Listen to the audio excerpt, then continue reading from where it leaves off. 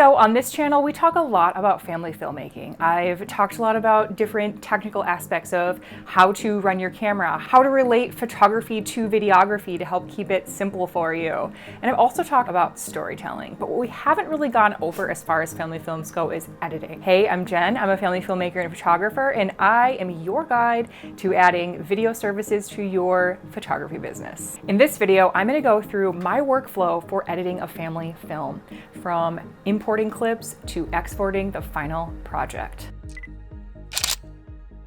This video is part one in a two-part series on family filmmaking editing, so be sure to catch part two to round out the editing workflow.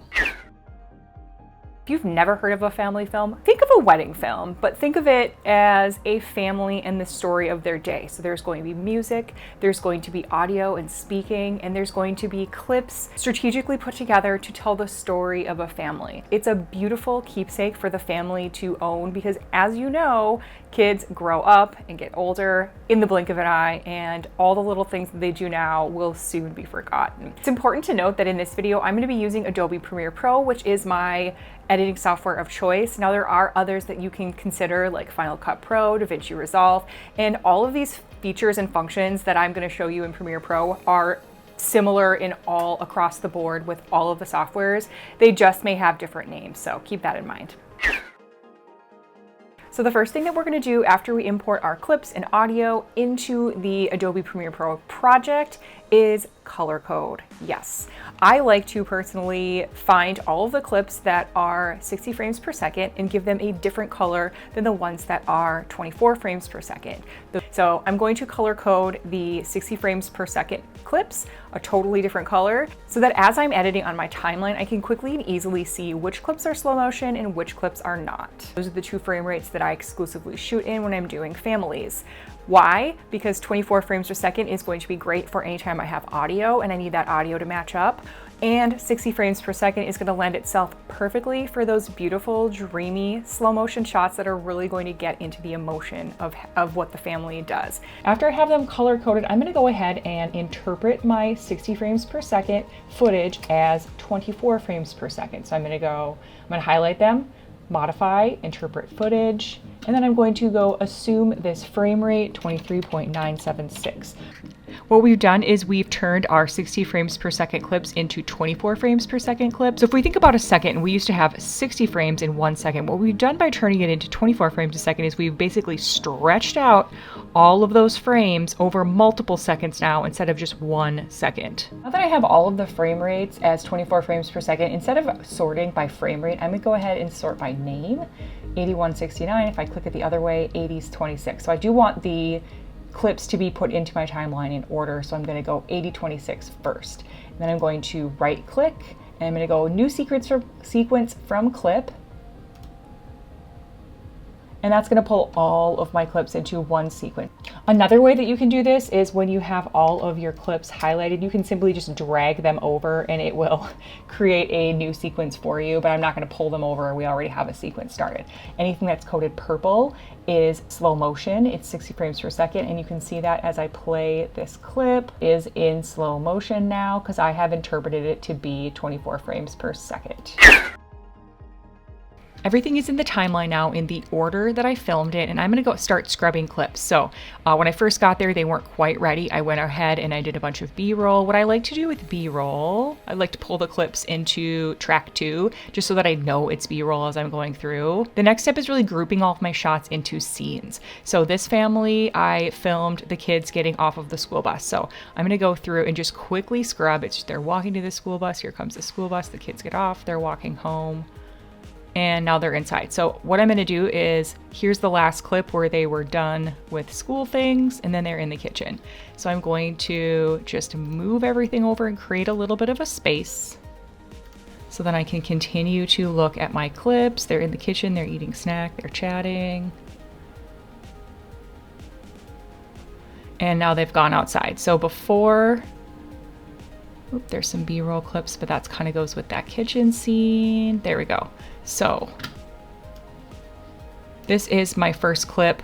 Here's the kitchen, here's the trampoline. I'm gonna just make a little bit of space. Now I'm gonna go back, I'm gonna get my B-roll shots. And I'm going to pull them up, whoops, and so on. So I'm going to go ahead and I'm going to do that for every single scene in this film.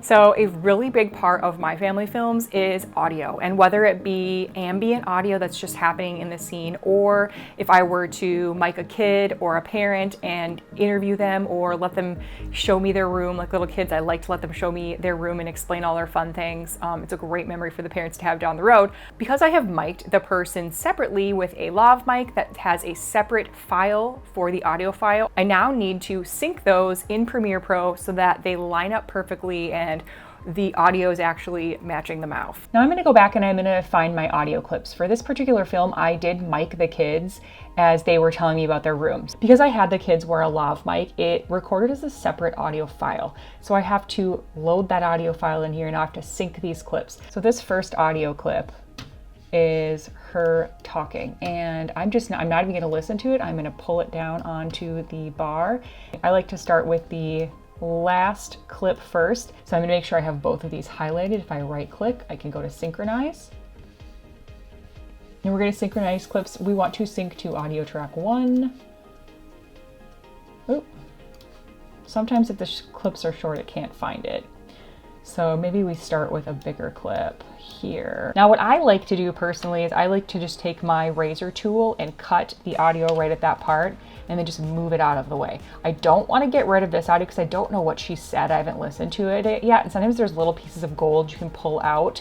So then I'm going to highlight, hit the S key to synchronize. It's going to do its job. The reason I'm starting with the clips that are at the end is so that I can do this very thing.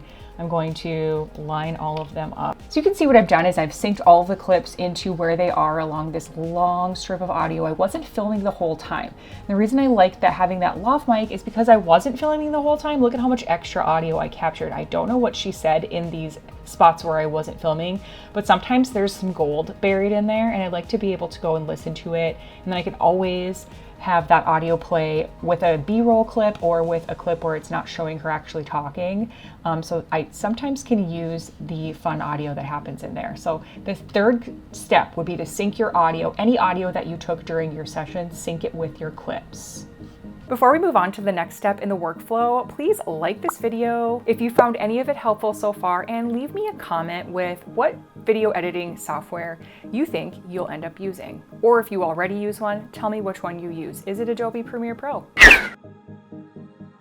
After I've separated scenes and synced all of the audio, I now like to scrub through the clips. I usually don't get around to starting the edit till 1 to 2 weeks after I've actually shot it, so I like to quickly look through the clips to refamiliarize myself with the story. This is not a real-time watch of the clips, as I usually have at least an hour's worth of footage that I've shot, but instead I will take my cursor and scrub through the clips quickly. And when I'm scrubbing, I'm also going to get rid of any of the obviously junky parts of clips that I know I'm for sure not going to use. And that goes for video clips as well as audio. For each scene, what I'm going to do is going to scrub and look at what I have, the kids coming home on the bus, and then I'm going to cut off any portions of the clip that are not going to be used. You can see right here that there is more audio than is synced with the video clips because I had a continuous mic rolling. So I will also take the time to listen to all of this, and if there's any useful parts, I will make sure that I keep them. Otherwise, I'll delete all of that. I'm not going to do that right now on camera for you, but I will just quickly scrub through these clips to refamiliarize myself with what they were doing. You can see in this clip that after she did a certain flip, I clearly was trying to move positions with my camera, but I didn't shut the camera off. Records a bunch of nonsense. That happens a lot. It's not that big of a deal. But I don't need that portion, and it's just going to make this clip look longer and more daunting than it really is. So what I'm going to do is I'm going to go ahead and trim out that portion that I don't want. I'm going to go to the last possible second for probably like right there, because then it's just her hair. So a couple of ways to do this. Number one, I can go over here to the razor tool and then I can just make a cut at one point, and then I can scroll to the point where I want to cut again, and then I would just get rid of that middle piece. But there are easier ways to do it. So instead what I'm going to do is I'm going to go again to the last possible moment that I want. I'm going to do Command K, and what that's going to do is it's going to split the clip right where I have the playhead. So the playhead is right here. If the playhead was back here and I hit Command K, it would split those clips. For a clip like this where I have the audio that's attached to the video clip, but then my external audio as well, I want to split this clip right here, and I do my Command K for Add Edit, and it's going to split the clip. What it didn't do is split the audio clip. Let's say I even had more layers on top of this. I'm going to add a few things on top of here just so you really get the point. If I want to slice through every single one of these tracks, and then I'm going to do Command Shift K, and what it's going to do is it's going to slice through every single track. I know that this whole section right here is one that I don't want. About right there is where I want to start again. You can ripple delete using the keys Q and W. Now what Q is going to do is once you hit it, it's going to slice at the playhead, and it's going to get rid of everything that came before it and then move all of your clips over. If you hit the W key, what it's going to do is slice at your playhead, and it will get rid of everything to the right, and it will move the rest of the clips over. So because this left portion is the portion I don't want, I'm going to go ahead and hit the Q key, and you can see that now we end at this clip and it picks back up where I actually want it to. I'm going to undo that really quick to show you the other way. So right at my playhead, if I hit the W instead, now what it did is we've got this clip, and then now it's going to delete everything to right of your playhead. So now I would go and I would finish going through every single clip. I'm going to take my playhead and I'm just going to quickly scrub through it. Ooh, like right here, this is pretty overexposed. I might cut that chunk out here where I had overexposed. But basically I'm just going through the clips and I'm getting rid of anything I'm for sure not using. This just helps me to narrow down the number of clips I have so that when I'm ready to start piecing together my story, I have only the best parts. So that's typically what I do in day one of a family film edit. I would load the clips, color code the slow motion clips. I would break up my scenes, sync the audio, and then scrub through clips and get rid of junk. My day one is typically a quicker editing day than the rest of the days. I'm basically just setting myself up so that I can conquer the heavy lifting of the story the next day that I choose to edit. In the next video, I'll go over how I pick music, how I assemble the clips into a story, and my export settings. I'll link that video at the end as well as in the comments below. And in the meantime, be sure to like this video and subscribe to my channel so that you don't miss out on any more photography and videography lessons such as part 2 of this editing series. I will see you next time.